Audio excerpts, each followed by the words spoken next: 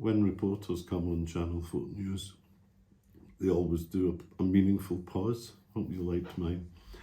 So, what has been entrusted to me is the reflection for Holy Week, or as is also called Passion Tide. And we are being asked in Holy Week to shift our gaze to the cross of the beloved Son of God. Now, when you walk into a Catholic church, there are certain things that draw our attention. And in our church here, it's kind of hard to miss the cross. It kind of dominates everything. And because it dominates everything, because it's central to our journey as disciples, I think it's worth reflecting for a moment or two on its meaning, because it's a bit like the foundation stone. If we get this wrong, then everything else kind of gets skewed and twisted.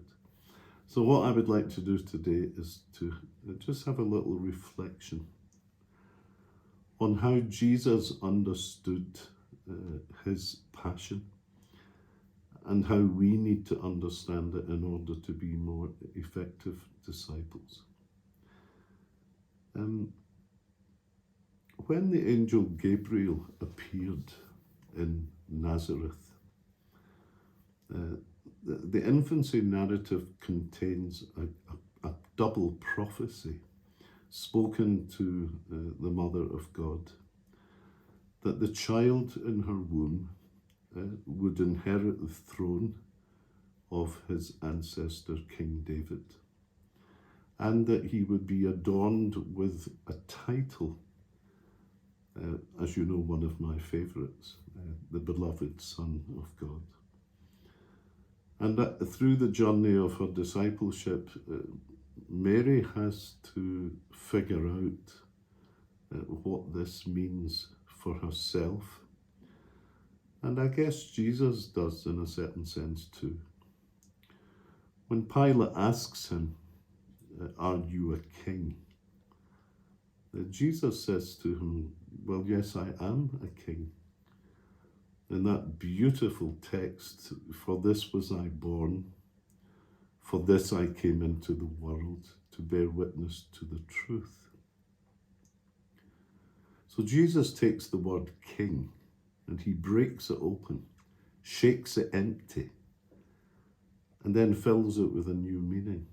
He exercises his kingship in bearing witness to the truth. But what truth?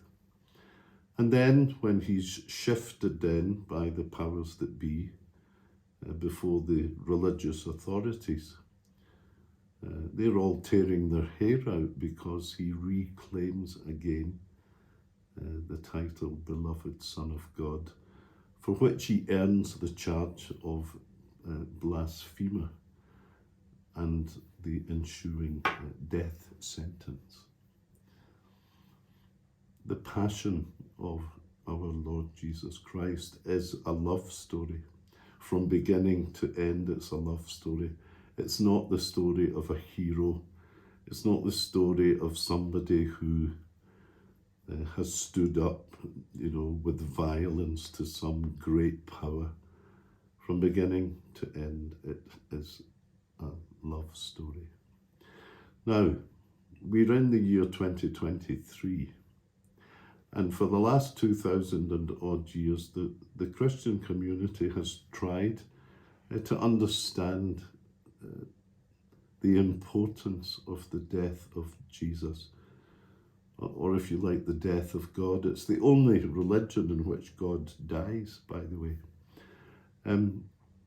For about 1,000 years, the first 1,000, the Christian community was very easy with an understanding that the death of Jesus was a kind of supernatural battle that took place outside of us, but which we drew great benefit. This was called Christus Victor, Christ victor over the powers of darkness. And it's a beautiful understanding of the crucifixion of Jesus and has a lot to recommend it. And then along came St. Anselm. And St. Anselm, beautiful saint, he published a book called Cur Deus Homo, in which he said that he wanted to shift the understanding of the death of Jesus more towards atonement. But his understanding of atonement, he'd kind of passed it through the filter of feudalism. And the death of Jesus then became some kind of vicious outpouring of God's anger, which Jesus kind of said, well, go on, I'll take it all. And that did a lot of damage. It really did a lot of damage to theology and to the church. It wasn't a healthy way to understand the death of Jesus. And of course, the Reformation, part of it was a huge reaction to this atonement theory and all its offshoots, like, buying indulgences and da-da-da-da-da. And they said the event which took place 2,000 years ago has no value. What does have value is what I do with it in my heart. And I must claim the power of the cross right here and right now for myself. So that's the kind of context that we're in. But the thing that I'd like to draw your attention to is that Christus Victor, Anselm's atonement theory, and the Protestant approach, what is really interesting is that none of them mention the resurrection. And what I would like you to hold in your heart as we enter this beautiful, sacred week is that the cross of Jesus only saves us because of the resurrection, and that we have to hold both of them in our prayer and in our hearts as we make the journey through Holy Week. William Vanstone, reflecting on this very, very important aspect of Christian theology and discipleship, gazing upon the cross of Jesus, this is what he said. Listen to this, it's just beautiful. He said, "Therefore, he who thee reveals hangs, O Father, on that tree, helpless, and the nails and the thorns tell of human cruelty," my addition, "but tell more of what thy love must be. Thou art God, no monarch thou, enthroned in easy state to reign.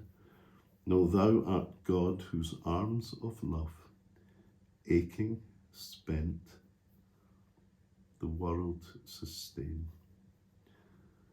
So, to conclude, I would like to invite you to allow the cross to move to the centre of your prayer during the next week or so. I would like to invite you to try to grow a better understanding that the crucifixion of Jesus, not simply death of Jesus, was something that we did to God, to him, and that God's answer to what we did was the resurrection. And it will always be God's answer. St. Paul put it beautifully. He said, listen, wherever sin abounds, grace floods the plain. God's answer to the crucifixion of his beloved Son is to raise him from death.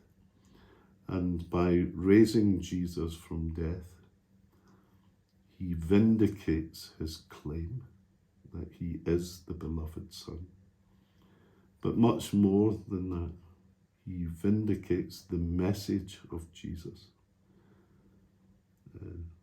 And since we are claiming this story as a love story from beginning to end, we're back in that familiar place that we've touched so many times.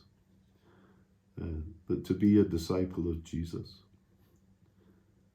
is to uphold the primacy of love in all things, and to bring love to bear on every violation of love that we meet along the way. This is such a beautiful challenge. It's so,